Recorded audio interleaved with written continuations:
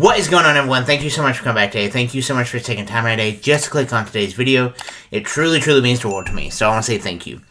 Today we'll be exploring an episode of Bar Rescue, led by Jon Taffer. Now, if you don't know who Jon Taffer is... Over the last 36 years, Jon has transformed hundreds of failing bars worldwide. Jon will turn these money pit into money makers. Yeah, so he knows his shit, okay? So whenever a bar's in trouble, you don't call Ghostbusters, you call Jon Taffer.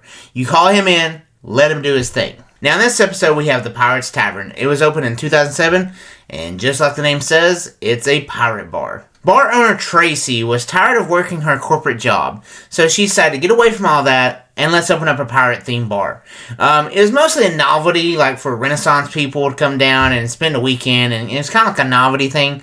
But now, after a while, the novelty is just wore off with just bad service and just terrible food. Now, one thing I quickly learned on this episode while I was watching this, and I kept seeing these names pop up, is the staff gave each other these pirate names, you would say. So we have Archer, who is great with a blade, apparently. That's all he does. We have Rogue, who is a bartender. And we have One-Eyed Mike. Why do they call you One-Eyed Mike? They call me One-Eyed Mike because, well, there really only is one eye in Mike. Makes sense. Now, Tracy, who owns the pirate bar, is in over $900,000 in debt.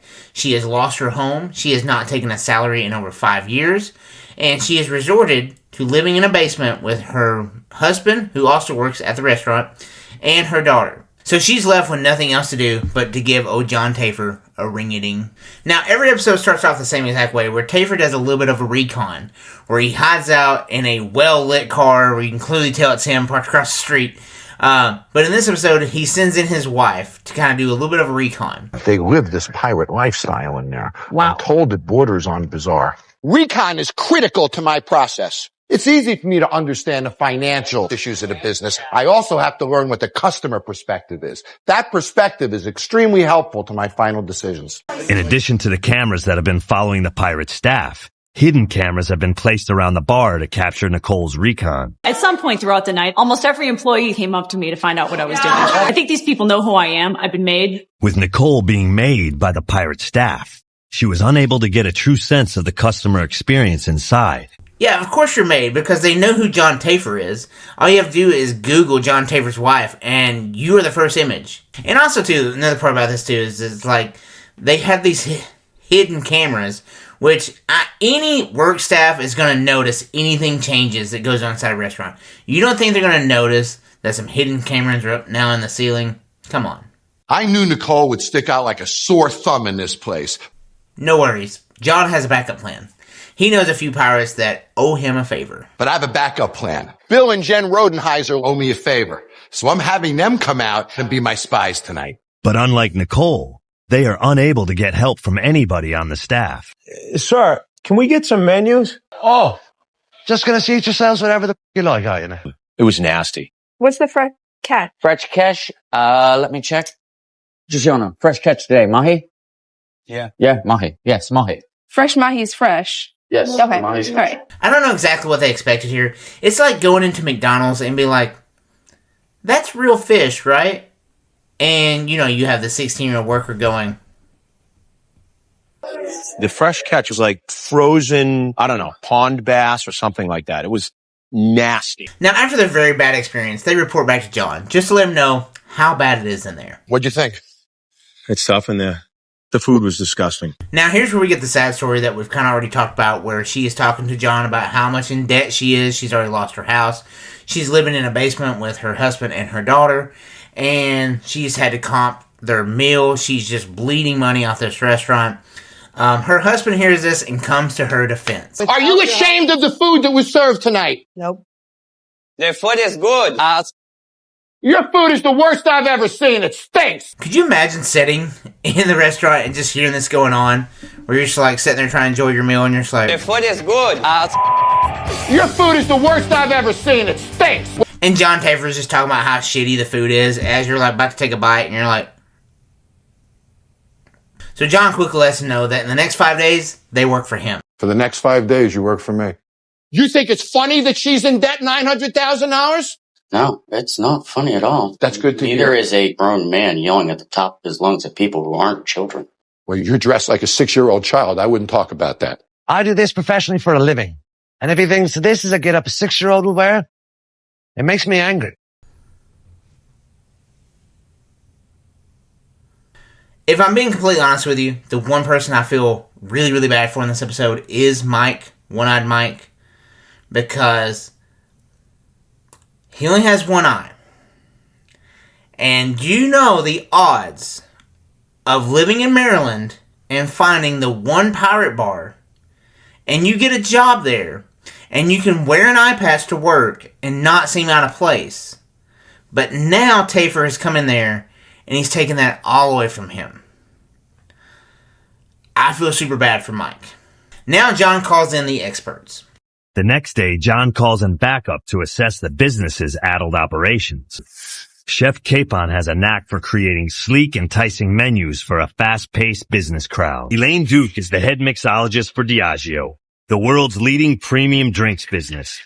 John shows Tracy all the business plans he has to serve lunch to all these business skyrises around her to maximize her business. Next, John lays out his plan to Tracy. She has to market to her backyard.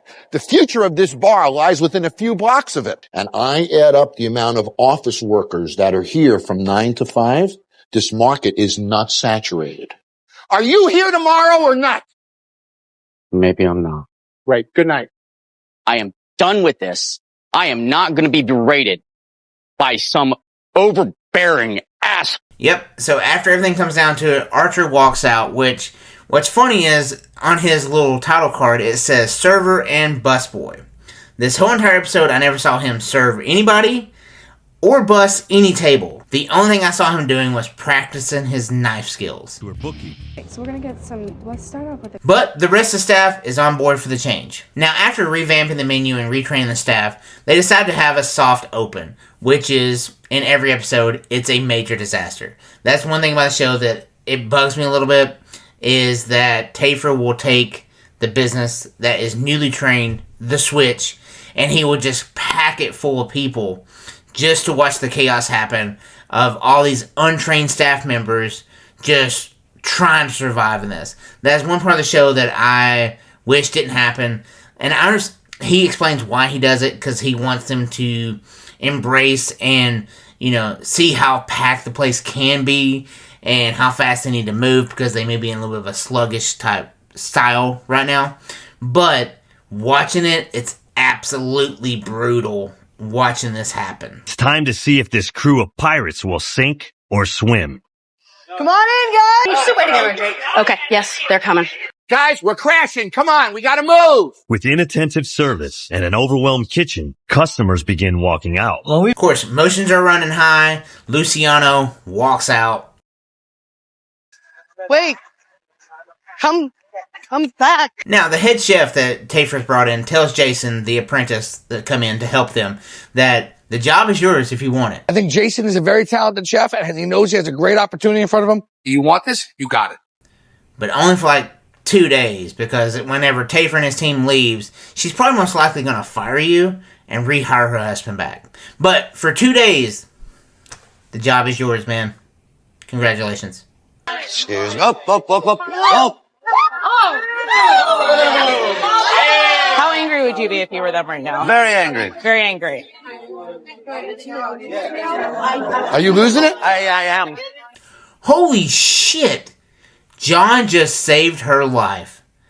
Because I know without a doubt that Mike was fed up with her bullshit and he was about to stab her, dude. Guys, we got a disaster on our hands here. We're crashing. Hate to say it's every man for himself and can't run a business that It's way. hard. They've never expedited this fast before in their lives. They have no sense of efficiency. All right, guys, let's go try to dig them out as best we can. It looked to me like our bartenders were going to crash and burn, but they started to pull it together. They started to build confidence. Jason stepped up and saved that kitchen. If I can get the organization in this bar so we serve it properly and get customers happy, we'll be successful. So, of course, after a stressful night, you feel like they're going to crash and burn, but they kind of rally the troops, gain everything together, push out the orders, make the customers happy. Overall, I would say it was a successful night. It's probably one of the better ones that I've seen happen on the show, honestly. I have seen them where they've closed the restaurant down and nobody got anything. With the soft open behind them, John gathers the troops to talk about what went wrong. I got to talk about Giussiano for a minute. Hello? Speak of the devil. There he is. Well, look who decided to mosey back in after all the work was done. Now it's time for the remodel, and in 36 hours they will shut down, they will remodel, and they will reopen with a new name and a new brand. Now, you remember in the beginning of the episode whenever I told you that Tracy used to work a corporate job, and she kind of gave it all up to kind of go off and do her own thing and open up a bar and have a fun experience? Yeah. So they reveal the name of the bar. What the f*** is that? The name of the bar that Taffer decided to give them was Corporate Bar and Grill. Now, of course, Luciano is not making food anymore. He's just going to be running plates out there. Giussiano is running food. How's the salad? It's good? Here you go. Here's your salad. I didn't make it. No, I didn't do anything. I got fired. So, I'm doing this now, guys. Just running food. Now, as the night's going along, Tracy is not happy with this. She is voicing her opinion very strongly to customers, which is a big no-no. She kind of pulls her off the side and, wishes her that she would embrace the new change and just see all the changes that can happen that can change her life.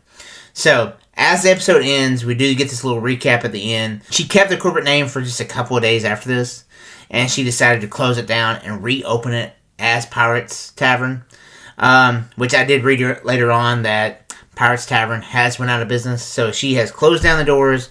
There is no more Pirates Tavern. The only person I wish the best of luck to is Mike. I do feel bad for that guy. I really do.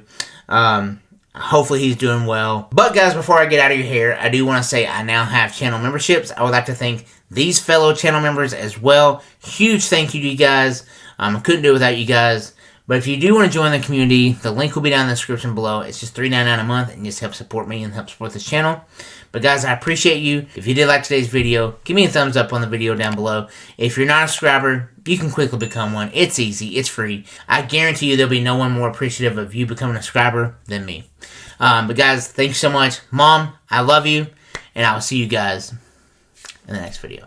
Thanks, guys. Hey, if you want to watch another video, click here. If you want to subscribe, click over here. As always, thanks for watching, guys.